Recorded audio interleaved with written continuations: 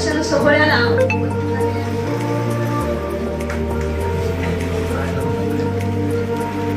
शब्दवेध प्रकाशन यांचे स्वागत न्यू यशस्वी विद्यालयाचे मुख्याध्यापक वाघ सर यांनी करावे अशी मी त्यांना नम्र एका प्रकाशकाची, कारण प्रत्येक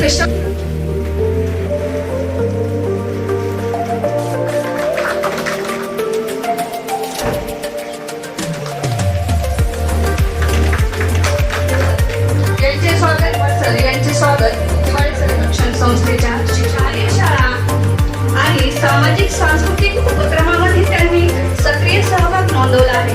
अनेक मान्यवरांच्या हस्ते त्यांचा सन्मान झाला असून साहित्य क्षेत्रातील त्यांचे योगदान अतिशय उल्लेखनीय आहे. स्मशानातील फुले, नातेसंबंध, अश्रुगंध आदींसह 50 पेक्षा अधिक साहित्य प्रकाशन सरांनी केलेलं आहे. आणि या सर्व साहित्याचे प्रकाशक एखाद्या पुस्तकाला वाचकापर्यंत पोहोचण्यामागे प्रकाशकाची महत्त्वाची भूमिका असते. श्री वैजनाथ वाघमारे यांनी या पुस्तकाच्या प्रकाशनासाठी केलेले योगदान अत्यंत मोलाचे आहे. खूप खूप धन्यवाद. आलेल्या मान्यवरांचे खूप खूप धन्यवाद. डॉक्टर बीजी गायकवाड सर लिखित जातक कथा, महाराष्ट्राचे मुख्यमंत्री, महाराष्ट्राचे सध्याचा संघर्ष शिकण्यासाठीच आहे. सध्याची अडचण संघटित होण्याचीच आहे आणि सध्याची अडचण संघर्ष करण्याचीच आहे. ह्या 3 मूलमंत्रावर सध्या सगळा समाज वेठीस धरलेला आहे. ज्या ज्या महापुरुषांनी काम केलं आणि ज्यांनी ज्यांनी जाती, धर्म, पंथ पाहून काम केलं, तो विचार कधीही राष्ट्रीयत्वाकडे जाऊ शकत नाही. म्हणून या विचार मंचावर बोलताना मी प्राध्यापक गायकवाड सरांनी जे जे लेखन केलं त्याच्यामध्ये जात, धर्म, पंथ याच्या पलीकडे जाऊन शिक्षण, संघटन, संघर्ष, कौशल्य ह्या मानवी मूल्यासाठी आणि प्रत्येकाच्या जीवनामध्ये ही गोष्ट पावलोपावली कामी येणारी आहे. म्हणून या कार्यक्रमाला ज्यांनी ज्यांनी इथं उपस्थित ठेवली त्या सर्व मान्यवरांचे आणि खास करून मी प्राध्यापक बीजी गायकवाड सरांचे या ठिकाणी धन्यवाद देतो. थांबतो. पहिल्यांदा एक प्रकाशन स्टेजवरून बोलतोय. आतापर्यंत मी काम करत राहिलो, पण स्टेजवर कधी बोलावं असं वाटत नाही. आणि आज बोलण्याचं कारण असं की 1990 कोकणमध्ये कामगार म्हणून मी आलेलो होतो आणि 12वी पास झालेला आहे. आणि बीजी गायकवाड सरांचा संपर्क आला आहे आणि सरांनी आम्हाला त्या पिरियडमध्ये रिकाम्या वेळामध्ये पुस्तकं वाचायला दिली. आणि ती पुस्तकं वाचताना लक्षात आलं की आपण काही लिहू शकतो, बोलू शकतो. त्या पद्धतीनं मी गीता झालो आणि वेगवेगळ्या दैनिकांमध्ये छापून येत गेलं. हायटेक समूहाचे सर्व आदरणीय एकनाथरावजी जाधव साहेब, विचार मंचावर असणारे साहित्यिक, विविध प्रशासकीय अधिकारी, आम्हा सर्वांना मार्गदर्शन करणारे आदरणीय बीजी गायकवाड सर, माझे पत्रकार बांधव, विचारवंत आणि नागरिक. खर तर स्पॉटली सरांसंदर्भात सांगायचं असं काही म्हणजे कुठल्याही नियोजनामध्ये नव्हतं. पण खरंच सरांचं जेव्हापासून सरांच्या संपर्कामध्ये आहे तेव्हापासून आजपर्यंत सातत्याने नव्या उमेदीने काही ना काहीतरी चळवळ असली पाहिजे. ती लिखाणाच्या बाबतीत असो, सामाजिक कार्याच्या बाबतीमध्ये असो, वैचारिक असो, राजकीय असो, आणि ती चळवळ कायम शाबित राहिली पाहिजे असं सर आम्हाला नेहमी सांगत असतात. जोपर्यंत चळवळ जिवंत राहणार नाही, चळवळ जिवंत राहिली आणि ती जर तुम्ही ठेवली तरच तुम्ही जिवंत आहात असं सर नेहमी आम्हाला सांगतात. आणि या प्रकाशन सोहळ्याच्या निमित्ताने सरांना, आम्हा सर्व पत्रकार संघटनेच्या वतीने सरांना शुभेच्छा देतो आणि थांबतो. धन्यवाद. बीजी गायकवाड सरांचं प्रथमतः मी अभिनंदन करतो की त्यांनी 3 पुस्तकांचा संच आज जो आहे प्रकाशित केलेला आहे. खरं तर एक शिक्षक म्हणून आयुष्यभरामध्ये शिकवत असताना 30 ते 35 वर्षामध्ये फक्त अध्ययन आणि अध्यापन करणे या पलीकडे जाऊन आपले जे अनुभव आहेत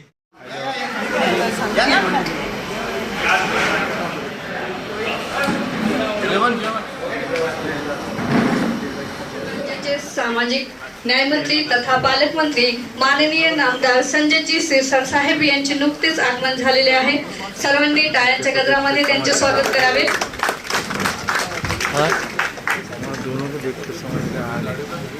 उदात्त आचार विचार आणि नीतिदर्शक विचारसरणीच्या खाणीतून सद्गुणांचे पैलू पाडणारे माणिक मोती वेचत माणूस फक्त घडतच नसतो, तर खाणीतील अमूल्य रत्नजडितांचा मालक बनून रीती पावलेल्या जगाच्या बाजारात आपल्या उच्च विचारांची पत नेहमी वाढवत राहतो. अशा राज पटेल फक्त आणि फक्त हा सन्मान होतो तुमच्या उत्तुंग कर्तृत्वाचा. धन्यवाद सर आपले.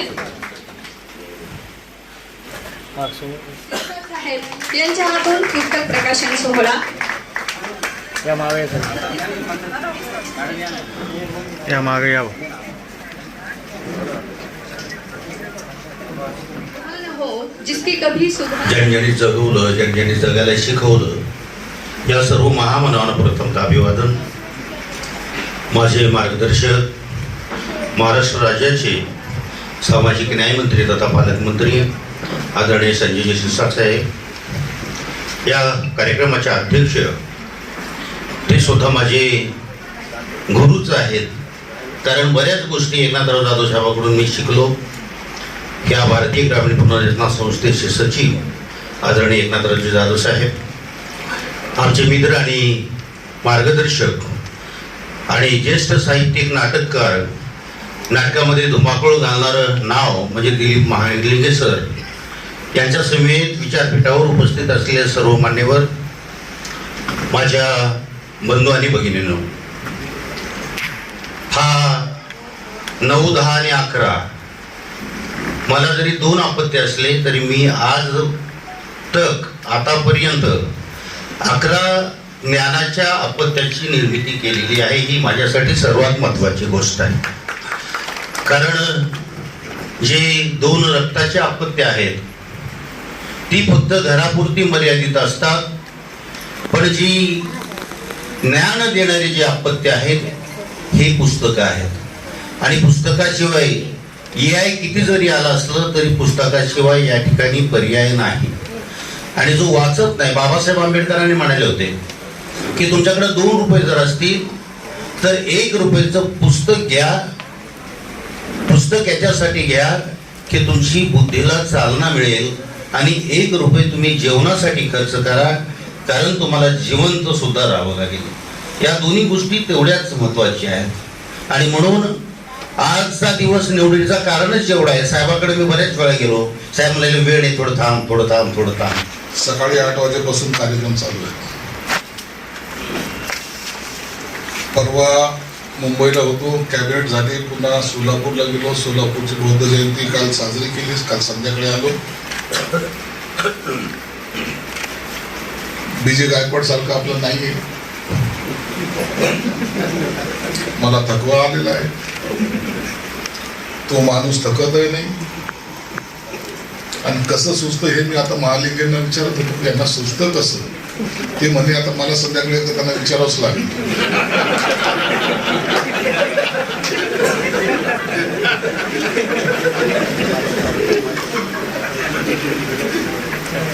महालिंगेंना विचारलं, म्हणजे तुम्ही काय करता, म्हणे भाऊ आपलं तेच चालू आहे.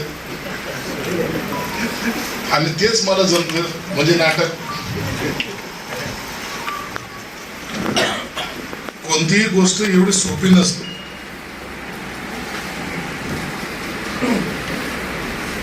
आम्ही सर्वसामान्य लोक आहेत, आम्ही पिक्चर पाहतो. हिरोईनच्या डोळ्यामध्ये ग्लिसरीन लावून जरी ती रडत असली तरी आम्हाला ते खरं वाटतं. आणि संजय सिरसाट जरी रडत असला तरी लोकांना खोटं वाटतं. आहे की नाही परत? म्हणजे ज्या क्षेत्रामध्ये काम करायचं त्या क्षेत्रामध्ये स्वतःचा पूर्ण आत्मा ओतावा लागतो. आत्मा ओतल्यानंतर त्याच्यातून निघणारे एक एक शब्द किंवा लेखणीतून निघालेले एखादे वाक्य हे कायमस्वरूपी ते आजरामूर होत असतात. BJ हे पुस्तक लिहिणं म्हणजे असं इतकं सोपं काम नाहीये. आमच्या कॉर्पोरेशन मध्ये एक अधिकारी होता. आता ते 2 वर्षापूर्वी, तर मला वाटतं 2च वर्ष झाले असं तो रिटायर होऊन. ज्या माणसाला सुट्टीचा अर्ज लिहिता येत नाही, ते चाललेले प्राध्यापक असो, शिक्षक असो, पगार किती वाढतो, किती भेटतो, DA किती वाढला, 8व्या वेतन आयोगात किती पडतं, याच्या संदर्भात आमची मास्तर माणसं चर्चा करत असतात. बीजी बरोबर आहे. मी 36 वर्ष प्राध्यापक होतो, त्याच्यामुळे बोलतोय. काही लोकांनी गैरसमज करून घेऊ नये की हा कोणत्या धंद्यातला माणूस आला आमच्यावर बोलतोय. ते 36 वर्ष मी सिनियर लेक्चरर होतो. पण या काळामध्ये बीजी सारखी जी माणसं आहेत, ज्यांच्या डोक्यामध्ये विचार येतात,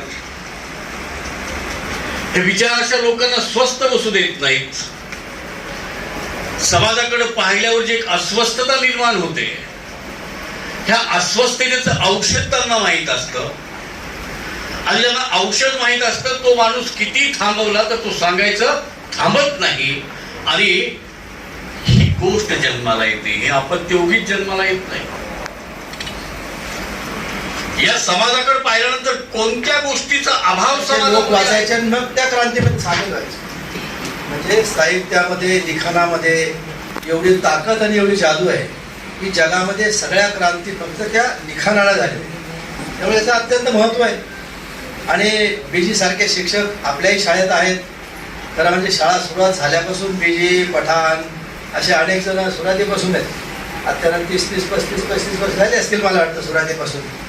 आणि ते खरं शिक्षक म्हणून राहिले. म्हणजे याचाही मला आनंद आहे की ते शिक्षक म्हणून राहिले. आता सरांनी सांगितलं शिक्षक म्हणजे काय असेल, परंतु शिक्षक म्हणून वागले. संस्था तशी त्यांनी चालवली आणि शाळा पण डेव्हलप केली. बजाजनगरमध्ये राजा शिवाईचं चांगलं नाव आहे सगळीकडे. आता काही गोष्टीमुळे काही लोक चुका करतात, खोट्या चुका करतात आणि परत तेच आरोप करायला मागे असतात. अशाही काही गोष्टी घडतात, परंतु हे चालू असतं. हा संघर्ष हा जीवनाचा एक भाग आहे. त्याच्यामुळे रोज हे काहीतरी होत राहणं, घडत राहणं हे फार मोठी गोष्ट नाही आहे. त्यामुळे बीजीने जे काही असं साहित्याचं काम सुरू केलं आणि विशेष म्हणजे एक शिक्षण संस्थाही केली. एक शिक्षक असून त्याने एक शिक्षण संस्था केली. स्वतः लिखाण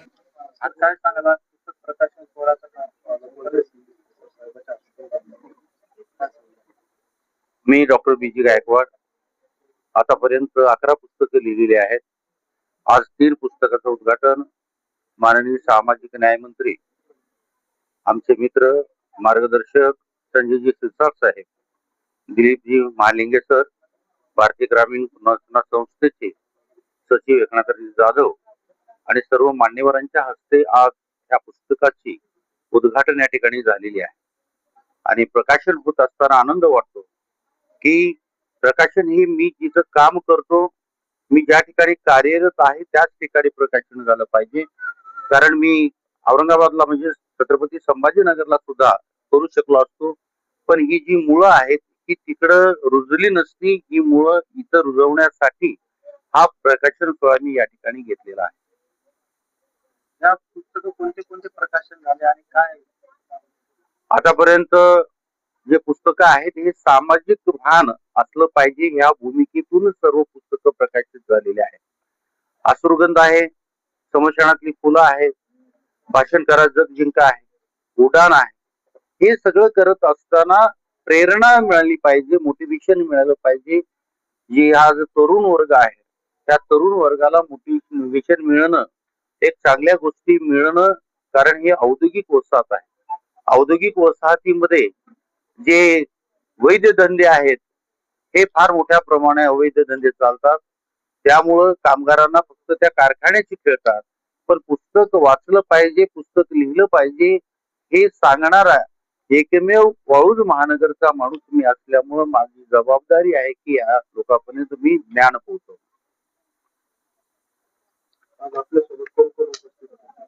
आज माझ्यासोबत सामाजिक न्याय मंत्री संजयजी शिरसाट होते. ज्येष्ठ नाटककार, साहित्यिक, आदरणीय आमचे मित्र, या ठिकाणी एक चांगला नाटककार म्हणून ज्याला म्हणतो असा दिलीप महालिंगे सर होते. या संस्थेचे सचिव, भारतीय ग्रामीण पुनर्वसन संस्थेचे सचिव एकनाथरावजी जाधव या ठिकाणी होते. आमचे मित्र माजी तहसीलदार मोरकर साहेब या ठिकाणी होते. माजी आयुक्त शिंदे साहेब या ठिकाणी सोबत होते. त्यांच्यासोबत ॲडव्होकेट जोंधळे होते. अनेक मान्यवर या ठिकाणी उपस्थित होते. पालकमंत्री संजय शिरसाट साहेबांनी आपल्याला या निमित्तानं शुभेच्छा देताना आपले विचार लेखनाच्या संसारी विधीवर 11 पुस्तकाच्या रूपाने आपण जन्माला घातली आणि यापुढे सुद्धा हा वेद मानवावर जावा अशी शुभेच्छा दिला. यापुढचे काही लेखनाची आपल्या संदर्भाची काही नाही, याच्यानंतर 3 पुस्तकं माझ्याकडे ऑलरेडी लिहिण्याचं काम सुरू आहे. त्यामध्ये एक पुस्तकाचं नाव आहे चळवळी बोथट झाल्या. हा एक पुस्तक मी या ठिकाणी आणतोय. त्यानंतर माता रमाई याच्यावरती एक पुस्तक मी इथं घेऊन येतोय आणि त्यानंतर जी कविता संग्रह एक आहे तो सुद्धा मी या ठिकाणी एकदम 2-3 महिन्यामध्ये किंवा 6 महिन्याच्या आत हे 3 पुस्तकं प्रकाशित होणार. कविता संग्रह विधवी असेल का? नाही, सामाजिक जाण असलेला असतो. तर आज जी 3 पुस्तकं प्रकाशन झालेली त्यातून आपण लोकांना काय संदेश दिलेला आहे? संदेश हे दिलेले की लोक वाचली पाहिजेत, लोकांना कळलं पाहिजे खरं काय खोटं काय आहे, हा संदेश त्याच्यामधून आहे. काही महाराष्ट्राचे मुख्यमंत्री होऊन गेले पण मुख्यमंत्री कोण आहे हे विचारलं तर सांगता येत नाही. आमच्या मुस्लिम समाजाचा माणूस मुख्यमंत्री होतो पण त्याचं नाव कुठं घेतलं जात नाही, हे कुठंतरी पोहोचलं पाहिजे ना, म्हणून आपण हे सगळं केलं.